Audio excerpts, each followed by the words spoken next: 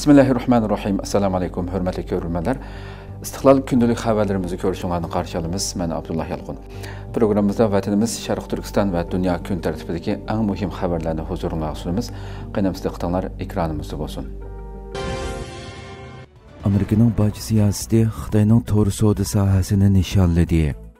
Amerika prezidenti Donald Trump Xitayga qaratgan bac siyasətində Temu və Shein qatarlıq tor savdo şirkətlərinin arzon baho orqali savdosini tez sürətdə zo'raytish qilmishini nishonlagan. Amerika iste'molchilar xabarlari to'rining 3 fevral xabar qilishicha, prezident Trump oldingi shanba davlatning oldingi qatorda turadigan 3 cho'ng savdo hamrohiga boj qo'yish to'g'risidagi ijroiya buyrug'iga imzo qo'ygan. Bunun içinde Kanada ve Meksika'dan kelgan mallarga 25%, Xitaydan kelgan mallarga 10% boj qo'yildigan bo'lib, Kanadaning energiya manbalariga 10%dan tuvan boj qo'yildi ekan. Bu boj 4 fevraldan tortib rasmiy kuchga ega bo'ladi ekan.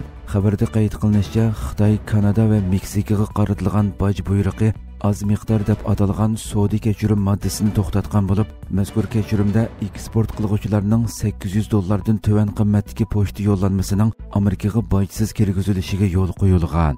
Mazkur kechirim moddasi 1930-yillardan tortib mavjud bo'lib kelgan bo'lsa-mu, yaqinqi yillarda uni davomlashtirish masalasi tekshirilgan. Bayden hukumati bultur sentabrda bu moddaning haddidan ziyoda qo'llanilishi va suiiste'mol qilinishini cheklash tadbirlarini qo'llangan. Bu qoida Xitoy tor savdo shirkatlarining tuvan baho orqali raqobatchilarini mag'lub qilishiga yo'l qo'ydi deb qaralgan. Amaldorlar yana kichik pochta yo'llanmalaridan oz hujjat va oz tekshirish talab qilinadiganligidan mahsulot bexatarligi jihatda andisha paydo qilganligini bildirishgan. Xitoy Amerikaning boj siyosatining hamkorlikka ta'sir ko'rsatadiganligini bildirdi.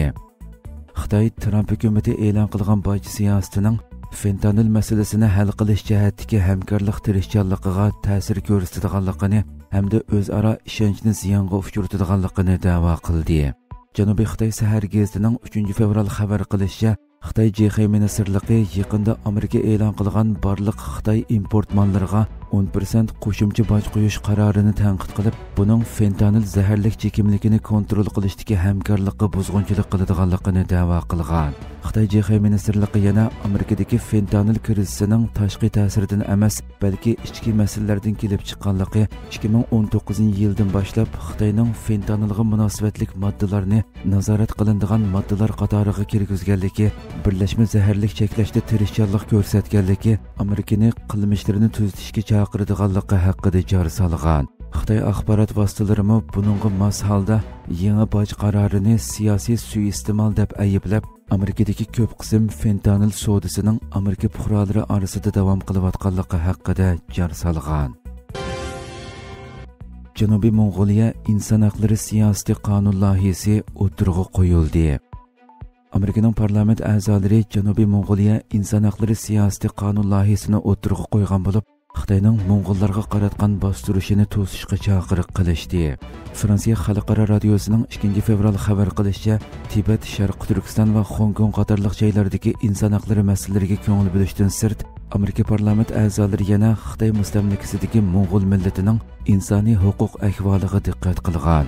Xabarda qayd qilinishicha, 29 yanvar Amerika Oregon shtati parlament a'zosi Jeff Merkley va Alyaska shtati parlament a'zosi Dan Sullivan birlikda Xitoy mustamlakasidagi Mo'ng'ullarning inson haqlari masalasiga qaratilgan Janubiy Mong'oliya inson haqlari siyosati qonuni nomli bir qonun loyihasini o'tirg'i qo'ygan.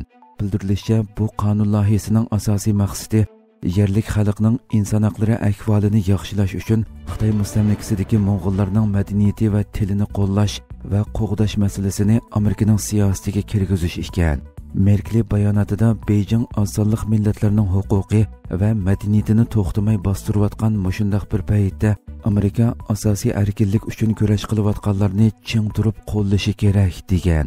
U bayonotida yana Janubiy Mong'oliya inson haqlari siyosati qonuni shuni aniq ko'rsatib beradi-ki, Amerika Xitoy rejimining Mo'ng'ul tili, madaniyati va kimligini yo'qotish qilmishiga yo'l qo'ymaydi. Qonun loyihamiz Janubiy Mong'oliya va Xitoyning har qaysi joylaridagi inson haqlari vaziyatini qabul qilg'ili bo'lmaydiganligini aniq ko'rsatib berdi deb ta'kidlagan. Dan Sullivan bo'lsa bayonotida Xitoy Kompartiyasi Amerikaning dunyoviy manfaati va muhim sanoatiga qarata yomon niyat bilan suiqasd qilib qolmay, yana Janubiy Mong'oliyani o'z ichiga olgan dunyo miqyosida xalqaroda e'tirof qilingan insoniy huquqlarni dafsanda qilmoqda degan. U yana Janubiy Mong'oliya xalqining qiyin ahvoli Xitoyning mustamlikasidagi boshqa millat va diniga e'tiqod qiladigan millatlarning qiyin ahvoliga o'xshash bo'lib, ular qayta tarbiyalash lagerlariga kirishga majburlandi. Diniy erkinligi va ona tilini ishiltish huquqidan mahrum qilindi. Majburiy holda yurtlaridan qo'g'landi, qulluq emgakka majburlandi.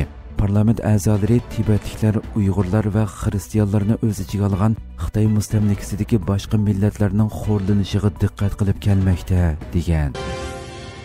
Suriyaning Halabda avtomobil hujumi yuz berdi.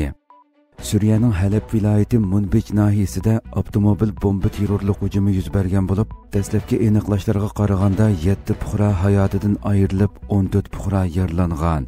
Yangi Aktorining 3 fevral xabar qilishicha, Suriyaning Halab viloyati Munbij nahiyasida avtomobil bomba hujum qilish terrorlik voqeasi yuz bergan bo'lib, dastlabki aniqlashlarga qaraganda 7 fuqaro hayotidan ayrilib, 14 fuqaro yaralangan. Xabarda qayd qilinishicha, erkinlik tengi harbiy harakatida bo'lgunchi terrorlik tashkiloti PKK YPGdan tozlangan Munbijning janubiy kirish eg'izida avtomobilga o'rinlashtirilgan bomba portlagan. Mashina bomba 30 kishilik avtobus yo'ldan o'tib ketayotgan bir mezgilda portlagan bo'lib, terrorlik hujumida dastlabki aniqlashlarga qaraganda 7 fuqaro hayotidan ayrilib, 14 fuqaro yaralangan. Yaralanganlar darhol atrofdagi doktorxonalarda bolnisga elingan bo'lib, o'lganlar sonining ko'payishi haqida andisha kuchaymoqda ekan.